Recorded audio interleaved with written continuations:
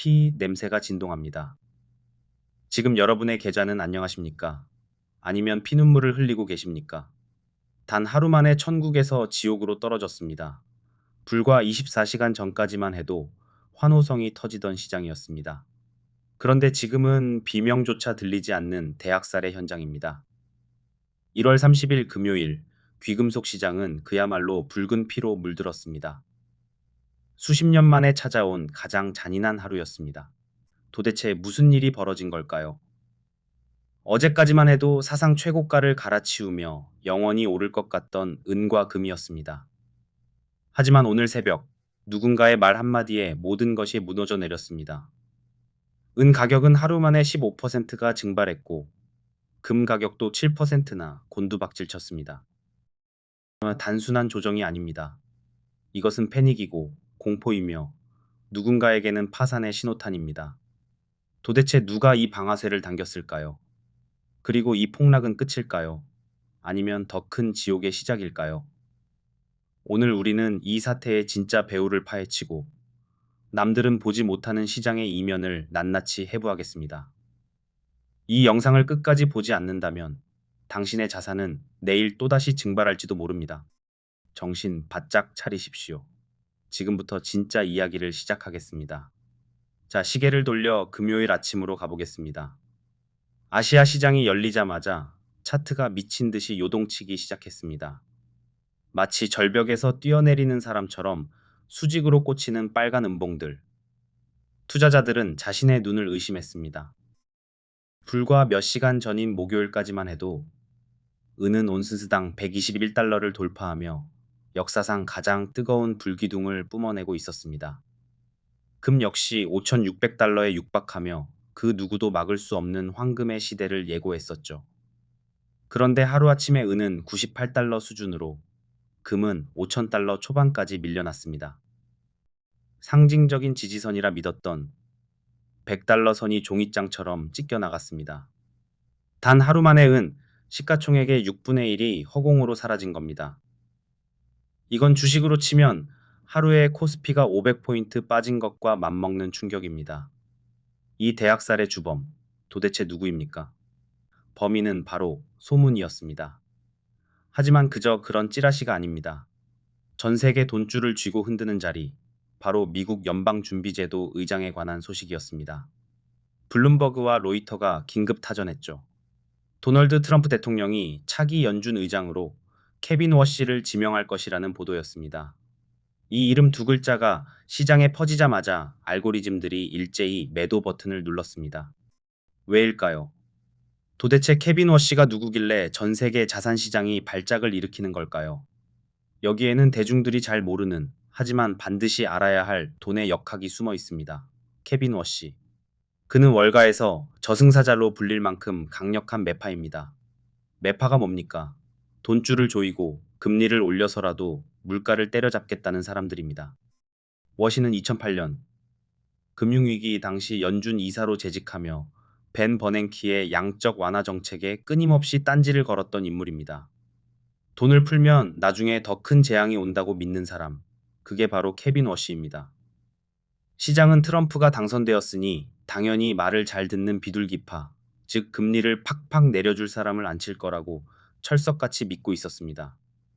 트럼프 본인이 노래를 불렀지 않습니까?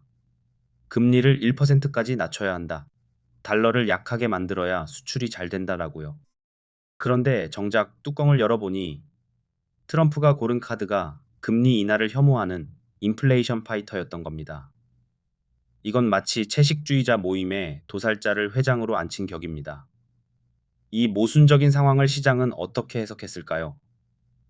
아, 트럼프가 원해도 금리 인하는 쉽지 않겠구나. 앞으로 달러가 귀해지겠구나. 이 생각이 뇌리를 스치는 순간 스마트 머니들은 빛의 속도로 움직였습니다. 달러 인덱스가 순식간에 0.5% 넘게 치솟으며 96.5선을 뚫어버렸습니다. 달러가 강해지면 어떻게 됩니까?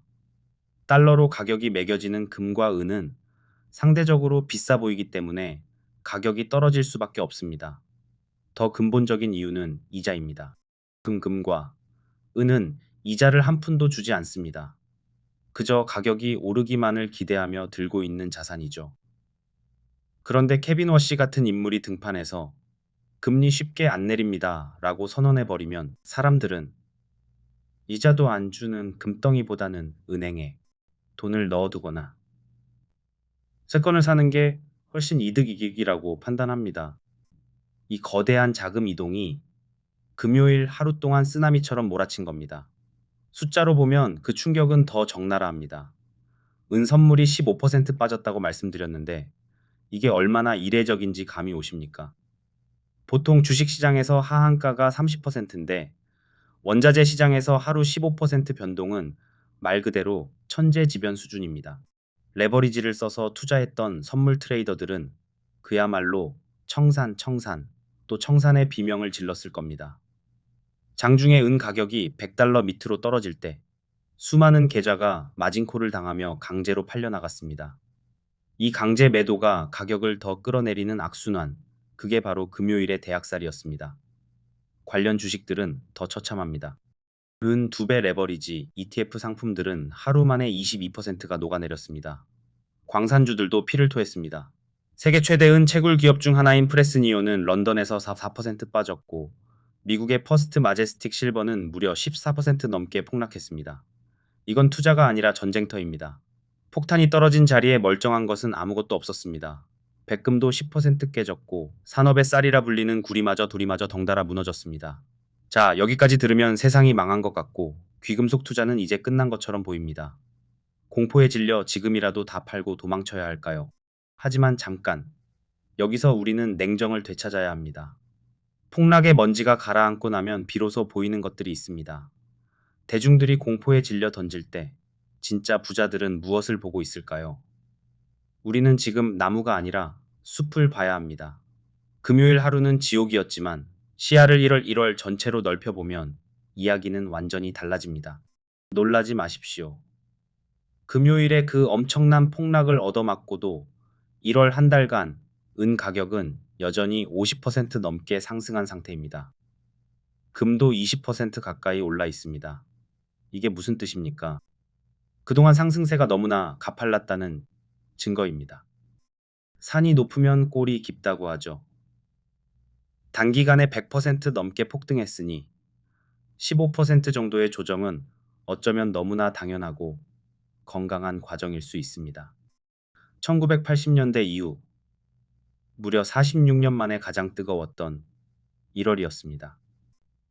이 기록적인 상승 추세가 단 한 명의 연준 의장 지명 소식으로 완전히 꺾일까요? 전문가들의 시선은 여전히 위를 향하고 있습니다.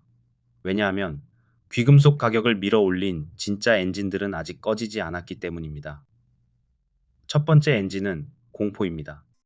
케빈 워시가 오든 누가 오든 세상은 여전히 위험합니다. 트럼프 대통령의 예측 불가능한 행보를 보십시오. 베네수엘라, 그린란드, 이란, 그리고 유럽 동맹국들까지 하루가 멀다 하고 터져나오는 지정학적 이슈들은 언제든 전쟁으로 비화할 수 있는 화약고입니다. 불안한 세상에서 믿을 건 결국 실물 자산뿐이라는 믿음. 이 믿음이 깨지지 않는 한 금과 은의 수요는 사라지지 않습니다. 실제로 금요일 폭락장에서도 장중 한때 4에서 5%씩 반등이 나왔습니다. 누군가는 이 폭락을 저점 매수의 기회로 보고 줍줍하고 있다는 뜻입니다. 이들은 바보가 아닙니다. 이들은 알고 있는 겁니다. 트럼프가 제 아무리 케빈 워시를 앉혀도 결국 막대한 미국 정부의 빚을 감당하려면 돈을 찍어낼 수밖에 없다는 사실을요. 재정 적자가 눈덩이처럼 불어나는데 긴축을 한다? 그건 미국 경제를 자살시키는 꼴입니다. 결국 워시도 겉으로는 엄격한 척하겠지만 뒤로는 유동성을 공급할 수밖에 없는 구조적 딜레마에 빠져 있습니다. 이걸 간파한 스마트 머니들이 가격이 떨어질 때마다 무섭게 사들이고 있는 겁니다. 두 번째 엔진은 산업 수요입니다. 이건 금보다 은에게 더 강력한 호재입니다. 지금 전 세계는 AI와 전기차, 그리고 태양광 에너지로의 대전환을 겪고 있습니다. 여기에 필수적으로 들어가는 게 바로 은입니다. 전기가 통하는 모든 것에 은이 들어간다고 봐도 무방합니다. 그런데 공급은 어떻습니까? 5년 연속 공급 부족입니다. 광산에서 캐내는 양보다 공장에서 쓰는 양이 훨씬 많습니다. 게다가 중국은 전략 자원이라며 은 수출을 통제하기 시작했습니다. 수요는 폭발하는데 공급은 말라간다. 경제학의 기본 원리상 가격은 오를 수밖에 없습니다.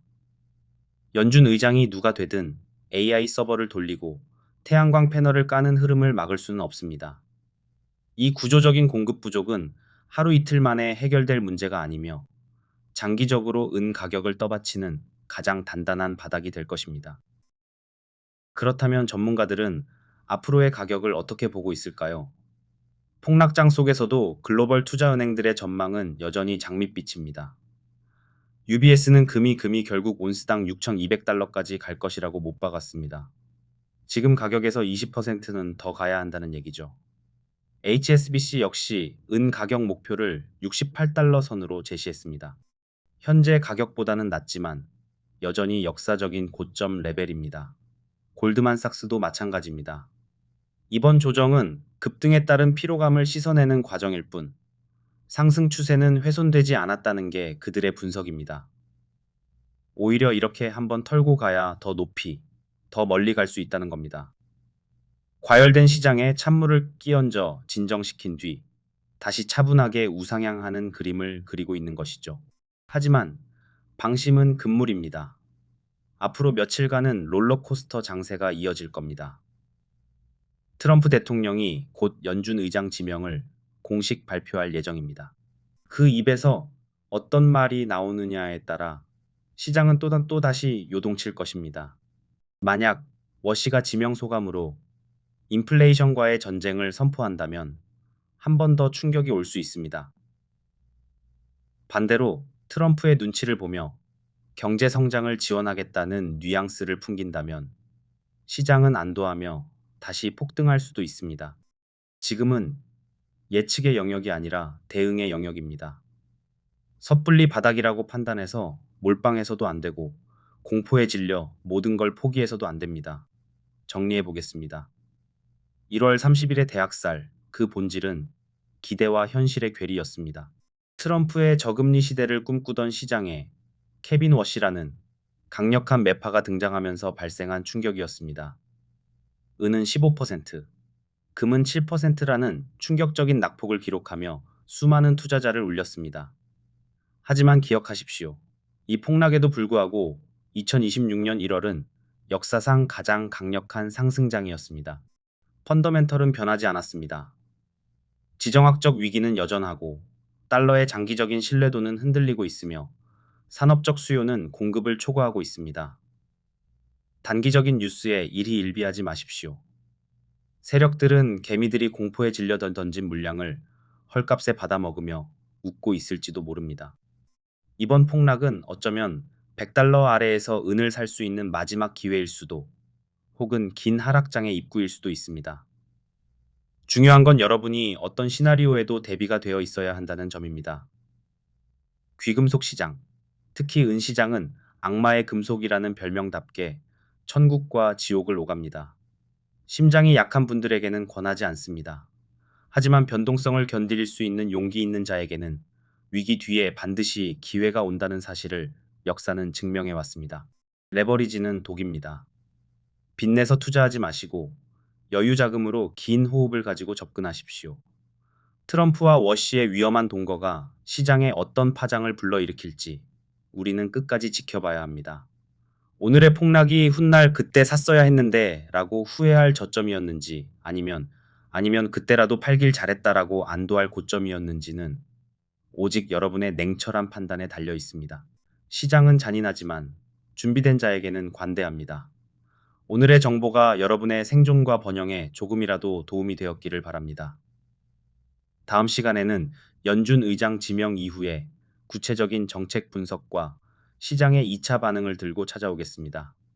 부디 살아남으십시오.